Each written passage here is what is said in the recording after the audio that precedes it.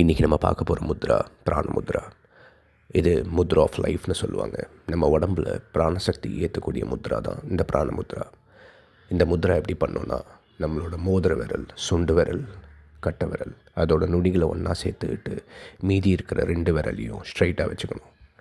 இந்த முத்ரா பண்ணும்போது நம்ம உடம்பில் நோய் எதிர்ப்பு சக்தி அதிகமாக இருக்கும், புத்துணர்ச்சி கிடைக்கும், நம்மளோட கண் பார்வை பிரச்சனை இருந்தால் அது சரியாகும், கண்டிப்பாக வைட்டமின் குறைபாடு இருந்ததுன்னா கம்ப்ளீட்டாக சரியாகும்.